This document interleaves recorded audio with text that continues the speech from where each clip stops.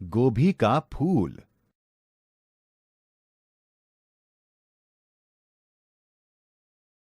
आप तो बाबू हनुमान प्रसाद को नहीं जानते होंगे, पर बाजार के सभी सब्जी वाले इन्हें अच्छी तरह पहचानते हैं। घर की साग सब्जी वे ही बाजार से खरीद कर लाते हैं। हरे धनिये की गड्डी मुफ्त में मांगना, शलजम के पत्ते तुड़वा कर तुलवाने का आग्रह करना, आलू छांट छांट कर चढ़वाना और अरबी धुलवा कर मिट्टी हटा कर लेना आदि अनेक ऐसी बातें हैं जिनके कारण सब्जी मंडी का हर व्यक्ति उन्हें पहचानता है।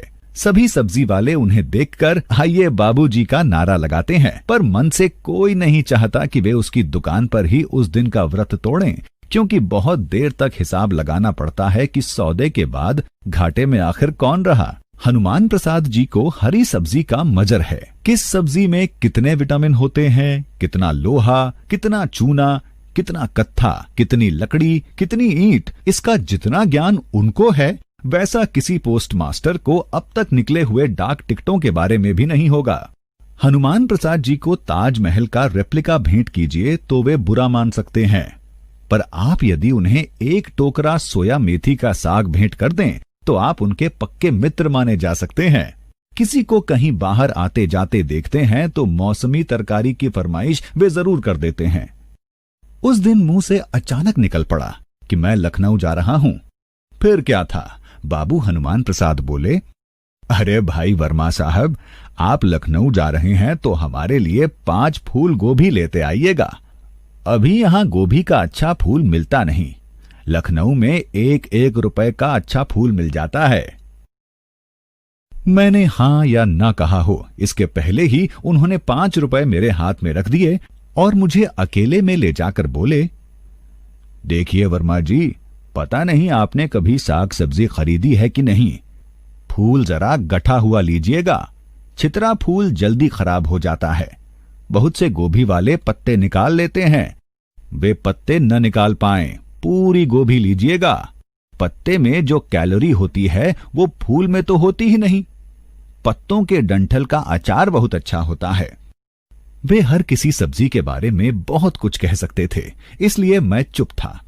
वे सांस लेकर फिर बोले, अच्छा सुनिए, फूल में कभी कभी छोटे छोटे कीड़े लग जाते हैं, उसे जरा झड़वा के लीजिएगा। पानी में भीगा हुआ फूल मत लीजिएगा, बड़ी जल्दी खराब हो जाता है। अच्छे गोभी के फूल में विटामिन ए, बी, डी अधिक रहता है। मैंने उन्हें याद दिलाया कि यदि मैं गोभी के फूल का माहात्म्य सुनकर रह गया तो गाड़ी तो छूटेगी ही, नौकरी भी छूटेगी और गोभी का फूल भी छूटेगा। तब जाकर हनुमान प्रसाद जी ने मुझे छोड़ा। हजरतगंज, सिनेमा, नुमाइश और कॉफी हाउस सब कुछ छोड़कर मैं लखनऊ की तरकारी मंडी में घुसा।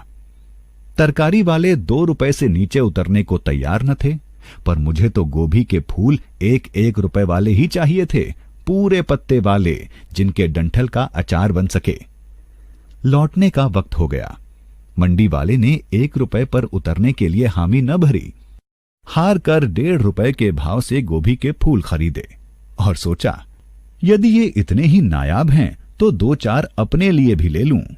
प्लेटफॉर्म पर हाथ में एक खूबसूरत अटैची के साथ एक झाबा गोभी के फूल लेकर सफर करने वाला मैं अपने ढंग का अकेला ही मुसाफिर दिखाई पड़ रहा था। टिकट चेकर 2 बार पास से गुजरा। कुली से पूछा गया कि सामान बुक करवा लिया है या नहीं। 2-1 परिचित चेहरे दिखाई पड़े। बोले, कहिए दावत कब है? संजीदगी से जवाब देता हुआ मैं प्लेटफॉर्म पर बढ़ती हुई भीड़ और अपने गोभी के झाबे को देख रहा था। कुली चढ़ाने का आश्वासन दे रहा था, पर 1 रुपया इनाम चाहता था। गाड़ी आई, ठसाठस भरी मेल, मारामारी का दृश्य। कुछ लोग डिब्बे से बाहर निकलने का प्रयत्न कर रहे थे और कुछ चढ़ने का। मेरे कुली ने अब न चूक चौहान की तरह मुझे ललकारा। मैं भीतर घुसने लगा। भीतर वाले मुझे दूसरे डब्बे में खाली जगह के बारे में अतिरिक्त जानकारी के साथ रेल के सारे कानून एक साथ समझाने को तुल गए, पर हया नामक वस्तु मैं प्लेटफॉर्म पर छोड़कर ही डिब्बे के भीतर घुसा था। भीतर घुसते ही गोभी के फूलों की चिंता हुई। झाबा पूरा भीतर नहीं आ सकता था। गोभी के फूल धीरे धीरे करके भीतर आ रहे थे। आखिरी किस्त में 2 फूल प्लेटफॉर्म पर से खिसक कर डिब्बे के नीचे रेल की पटरी पर पहुंच गए। मैं कुली पर बिगड़ने लगा। कुली इनाम मांगने पर अटका हुआ था और मैं गिरी हुई गोभी के दाम पर तू मैं बढ़ने लगी। दोनों अपनी अपनी भाषा में एक दूसरे को ऊंच नीच कह रहे थे। गाड़ी के भीतर का दृश्य भी निराला था। एक स्वर कहता था, साहब उधर ले जाएं ना। दूसरा बोला, बेंच के नीचे कर लीजिए। तीसरा ऊपर से जाने का सुझाव देता, पर कोई भी अपनी जगह से तिल भर भी हिलने को तैयार न था। गोभी का झाबा वहीं नीचे पड़ा रहा। स्टेशनों पर गाड़ी रुकती रही और लोग डिब्बे में सबके मना करने पर भी उसी तरह घुसते रहे जिस तरह मैं घुसा था। मेरा अकेला स्वर डिब्बा खुलते ही मुझे सुनाई पड़ता था, बचाइएगा, देखिएगा, अरे रे इधर नहीं, इधर गोभी है, अरे ट्रंक उधर ले जाओ। पर जब आदमी जनता हो जाता है तो कौन किसकी सुनता है, सो मेरी भी किसी ने न सुनी। जब तक इलाहाबाद स्टेशन न आ गया, मैं अपने गोभी के झाबे को देख भी नहीं पाया। भीड़ उस पर छाई रही। इलाहाबाद आने पर ही मैं उसे देख पाया। गोभी के गठे हुए पत्तेदार फूल जनता की इतनी लातें सह चुके थे कि हारे हुए उम्मीदवार की तरह उन्हें पहचानना कठिन लग रहा था। इतने हमले के बाद भी कितने विटामिन उनमें शेष बचे हैं, वह मैं उन्हें बाबू हनुमान प्रसाद तक पहुंचाकर मालूम करना चाहता था, पर हिम्मत न पड़ी। यहीं के बाजार से 2-2 रुपए के फूल खरीदकर लखनऊ के कहकर उन्हें दे आया हूं और उसके बदले में लखनऊ में मिलने वाली सस्ती तरकारी पर उनका एक भाषण सुनकर अभी लौटा हूं।